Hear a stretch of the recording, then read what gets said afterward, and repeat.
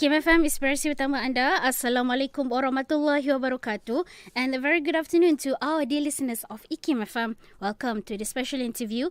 I'm your host, Batrisha Afrina. Alhamdulillah, thank you very much for listening to us from wherever you are. Either you are listening to this through radio or even through our social media pages, Facebook and YouTube. So for today, for the special interview, I'm actually honored for the opportunity to interview such an distinguished figure. He is Abdulhakim Idris, the director of the Center for Uyghur Studies, a Washington DC based think tank, and also the author of the book Manage China's Colonization of the Islamic World and Uyghur Genocide. Assalamualaikum and welcome to the studio, Mr. Abdulhakim. Wa alaikum assalam. Thank you for having me. It's such a pleasure to have you in the studio for today, and also with accompanying Abdulhakim Idris for today is Mr. Muhammad Khairul Anwar Ismail, who is the president of Global Peace Mission GPI Malaysia. Assalamualaikum, Mr. Khairul. Assalamualaikum. Thank you very much, Sister Batrisha. So for this interview, maybe our listeners perhaps not familiar with Mr. Abdulhakim Idris. So Mr. Abdulhakim Idris, can you introduce a little bit about yourself? Thank you so much for having me here. My name is Abdulhakim Idris. I'm a Uyghur Muslim, born in Khotan city. Uyghur calls Turkestan, and the Chinese calls Xinjiang, which means new territory. And I went there in madrasa. After my study, I was able to go to Al-Azhar University in Egypt. I graduated from Suluddin. And then later I was forced to immigrate to Europe. I spent 17 years in Europe. Since 2009, I am right now, I live in America, in Virginia area. So you were able to stay at the region for how many years? You know, my faith was by Allah, so that I left my country. I was not able to return again, because my study in Azhar, Islamic philosophy, history, civilization, that was, enough, not able to go back to home. At that time, when I was studying in Azhar, I had many Malaysian, Indonesian colleagues who we studied together, we eat together. I actually cook very good food, because Uyghurs have good culture, I cook them rice with vegetable, with eggs. They loved it, and we had a good relationship. And they were, after study, came back to Malaysia. They are teaching or doing some things, but I had not the chance to go back, because as a Uyghurs, we faced religious discriminations almost 70 years. Our mosques were destroyed, Quran al-Karim burned, all scholars put in the jail in the 60s, 70s. And the same tragedy happening today to us. So you live when you about the age of 20, early 20. When I left my country, I was like 18 years old. 18 years old, still young. Yeah, and because in our area, our parents, are very dedicated for the Islamic faith. I was the oldest in my family. We are 7 siblings. 7 siblings. And normally, the oldest one in our tradition, somebody who works on the makes a living for the family, right? But my family, especially my mom, was insisted that I learned, religious practice, because this is what we are seeking for it, And I had the chance, almost in 40 years, one time to see my parents in Germany, 2001. My parents came to visit me to Germany 2001, and we spent 3 months. We went together to Hajj, and that's a very beautiful memory of my family. But I will tell you, I lost contact with my family since April 25th April 2017. 2017. Yeah. And last year in August, I find out my father was died in January. After 7 months of his death, I get the news. And actually, I was and I'm still very close to my mom, because when we had the chance to communicate, I was calling every day, talking, long stories. Our discussion never ended. But today, I don't know my mom is alive or not. My sisters, they memorized Quran al-Karim. They teach the Quran al-Karim, I have no idea if they are in concentration camps and somewhere else. This is the personal tragedy for me. So you experience yourself the impact of this tragedy. Perhaps people out there who are not yet really aware of the situation. Let's start by talking about it with defining who are the Uyghurs. Uyghurs are Turkic people, like Kazakhs, Uzbeks, Tatars, Kyrgyz, and the Turkic people like Turkey. We have a similar language with some difference in dialect, and we have a similar culture and the history. Uyghurs are Sunni Muslims, 100%, and we lived in Central Asia, this area. We are part from what we call Central Asian geography. For example, Kashgar is not too far from Samarkand, and our forefathers contributed after become Muslims to Islamic civilization, writing books and in science, in geography, in astronomy, in medicines, and for example, we have very close bond with if you look, to the south, we have Pakistani neighbors. Afghanistan is to our border, Tajikistan, Kyrgyzstan, Uzbekistan, those areas. We are part from this area. Actually, if you look my face, I am from there, and my sister is look like you. That it's similar. And the Uyghurs have, because of the time I cannot go in details. Uyghurs have very rich history and the culture, because the Silk Road is like in ancient time was passing our area, Kashgar, Khotan, Turfan, those area. Those places were like an exchange for goods, for trades, for the idea, for the people. Uyghur are very tolerant and multi-ethnic people, and I think when I come to Malaysia, if I see the people, how they respect each other, interface, right? Muslim, non-Muslim, Christians, and I see that, and we have Uyghurs have very close relationship with Tibetan, because they are our next to the door neighbors, and with the Mongolian, the Mongol people, even with the Hui Muslims in Lanzhou, Gangsu area. So if I come every time in Malaysia, I feel like at home, because very good foods, good culture. Everybody's happy, nobody offended. That you can tolerate other looking, other believing, other nationalities, and I think this is the if you describe to Uyghurs, you can identify like some sort of the Malaysians. MashaAllah. So perhaps can you walk through what it was like in your childhood? Because of course, as it is a part of the Silk Road, right, it must be rich with a lot of culture. Can you share a little bit about that? Yes, I was born during the cultural revolutions in the end of 1960s. During cultural revolution, and then the whole in China was religion was destroyed.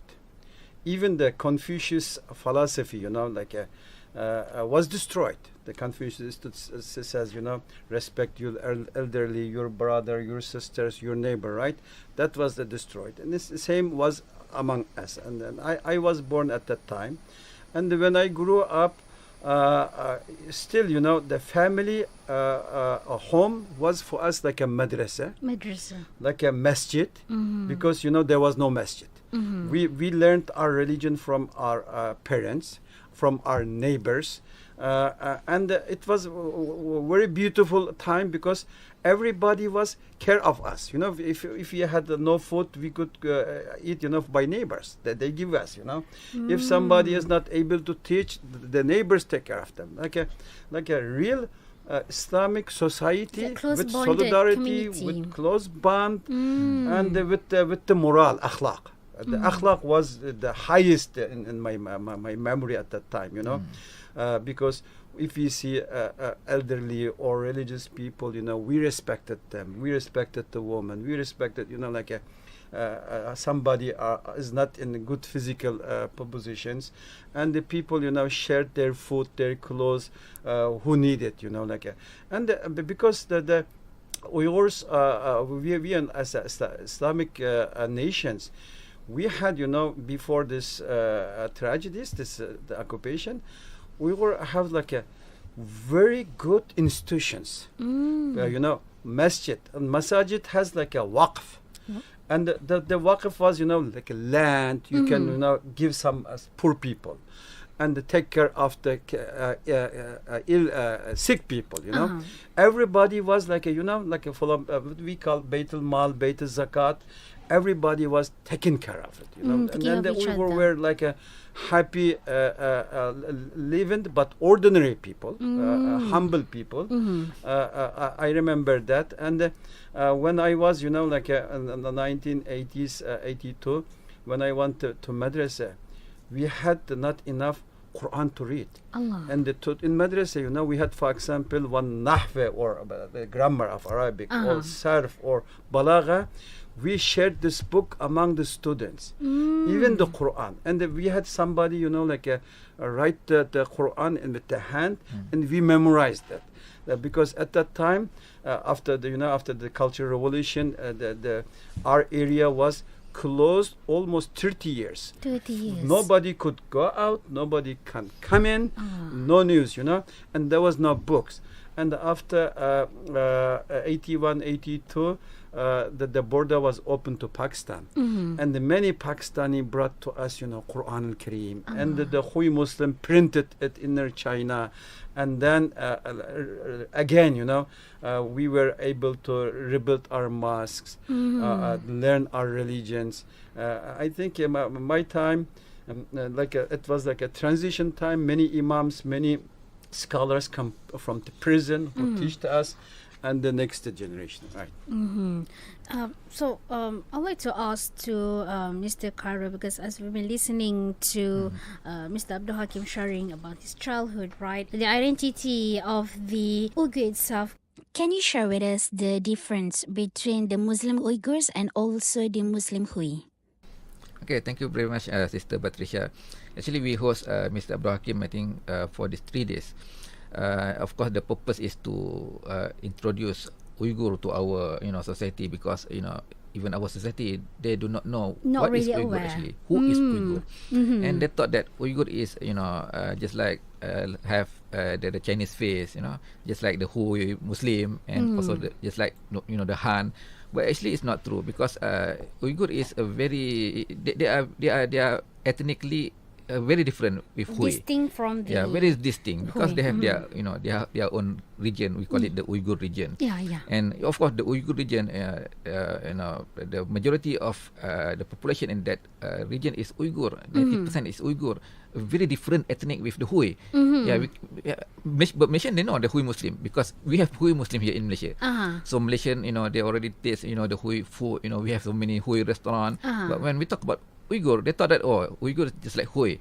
They have the same tradition with Hui. They have the same food with Hui. They have the same identity with Hui Muslim here, because we have the interaction with Hui here in Malaysia, but they don't have the interaction with Uyghur. So when they know the story of Uyghur sometimes, but they don't know what exactly who is Uyghur exactly. So that's why one of our mission here, we bring Uyghur here, so to have the interaction with the Muslim here in Malaysia.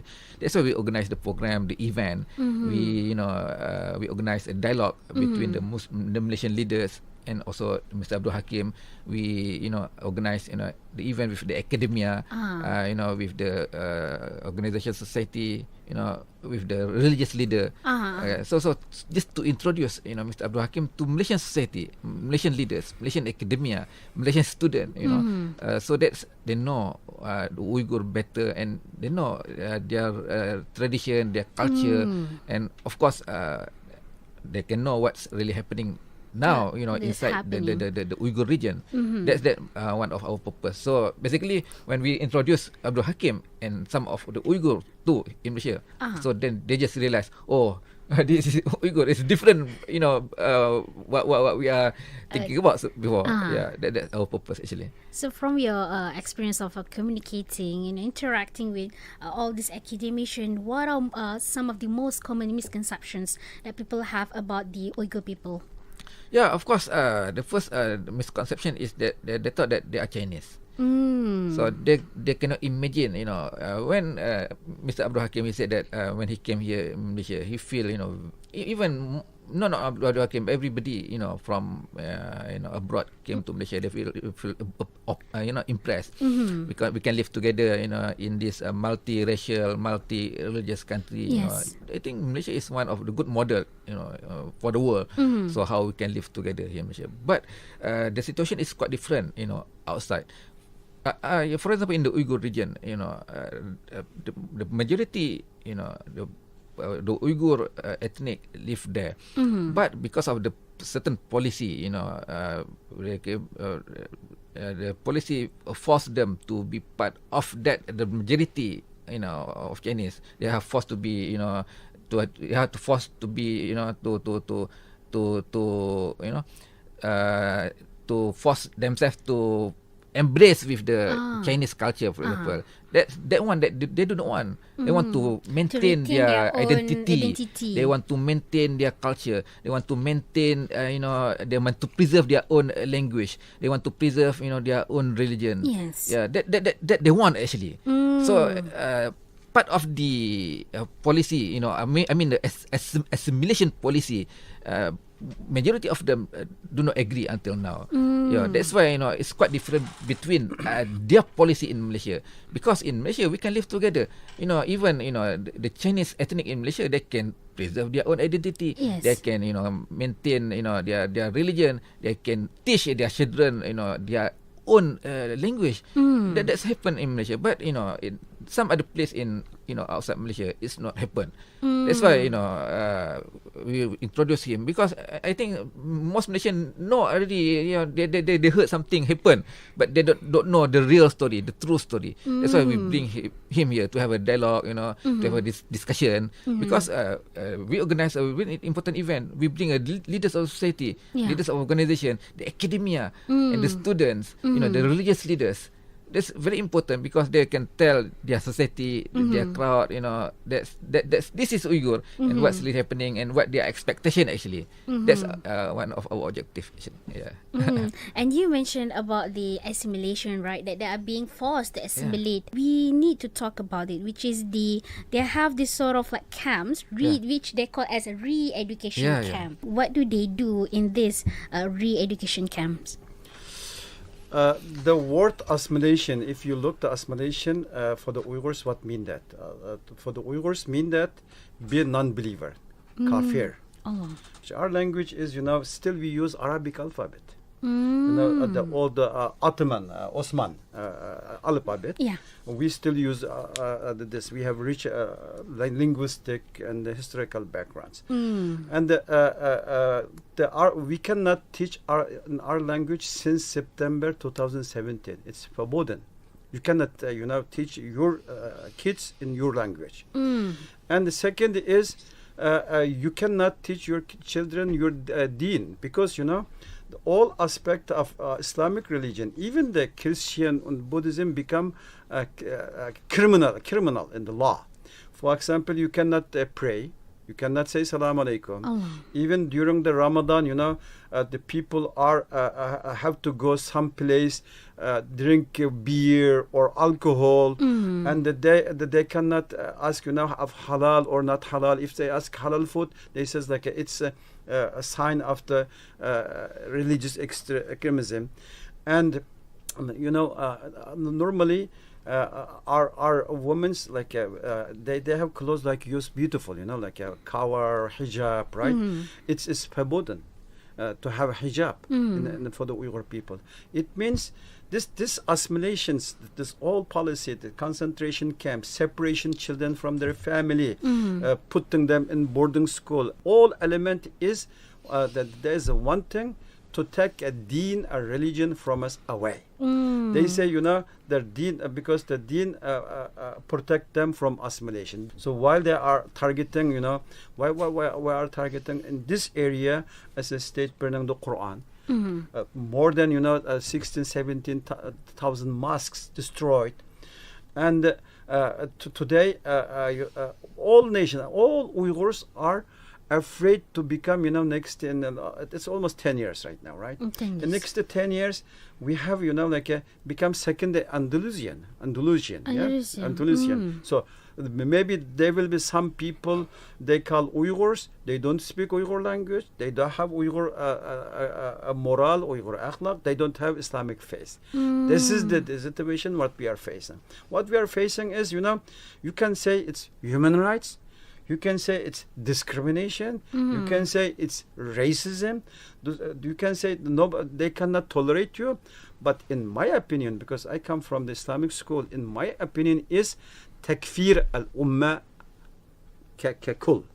It means make the Uyghur people non-believer, kafir.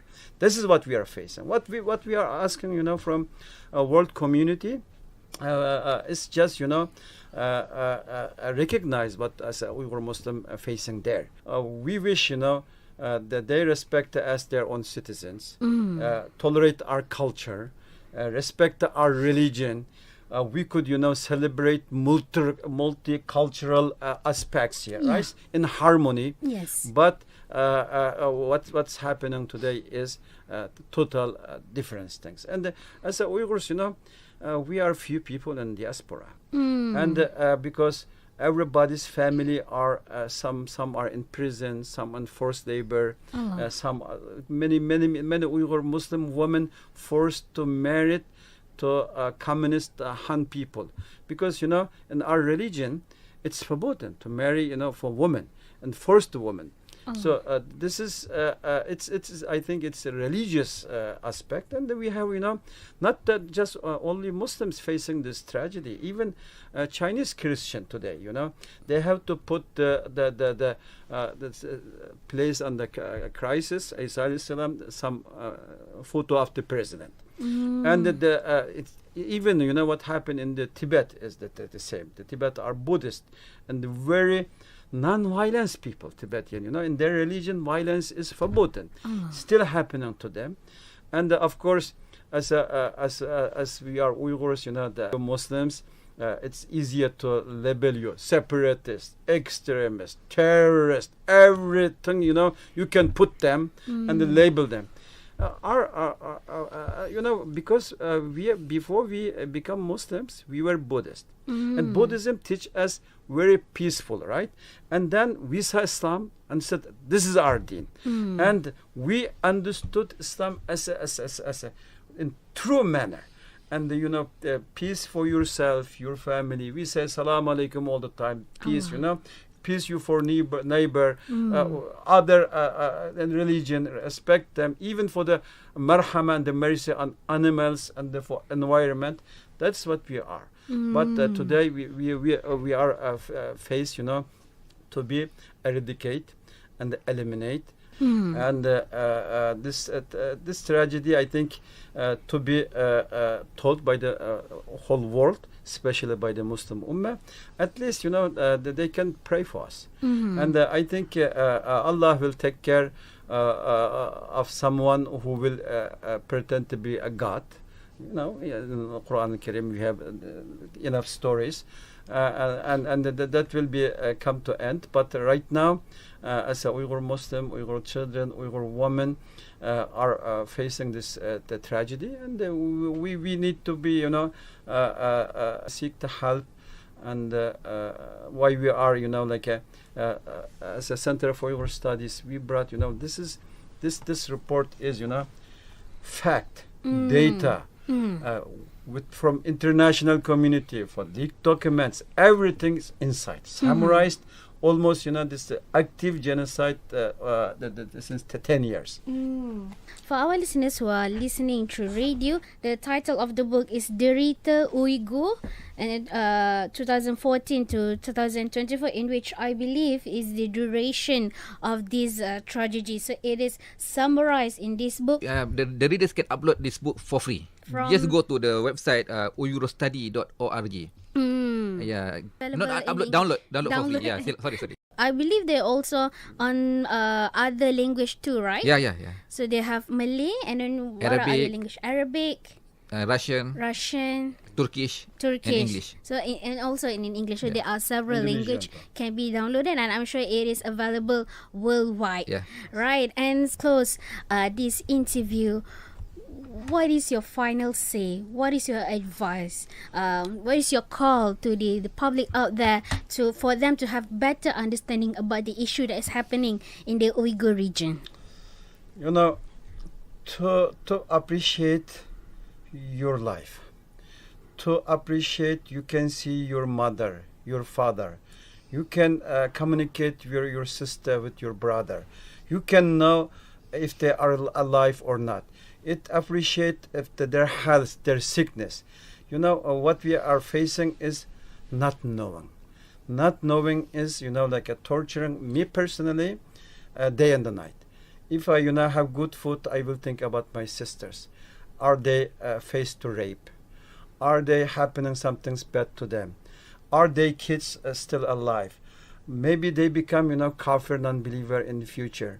About my brother, is in forced labor, or his organ is taken away. What about my mother? My mother is almost 80 years old. What will happen to her? Is she sick, or she need water or food? This is some things, maybe for many people is normal. It's not normal for us. I think appreciate what you have. Be thankful for Allah, and same time pray for those people who don't have this luxury. And with that being said, I would like to thank Abdulhakim Idris and also Mr. Muhammad Karul Anwar Ismail for the insights on today's conversation, and we hope that sharing from both of them can give you better understanding about the issue that is happening in the Uyghur region, for you to understand, also reflect, and how can you help better spread about the information about the Uyghur, about the awareness of the issue itself. And again, listeners, if you like to rewatch this episode, you can rewatch it through our Facebook and also YouTube, and be sure to tune in to us next week for more conversation. Assalamualaikum warahmatullahi wabarakatuh.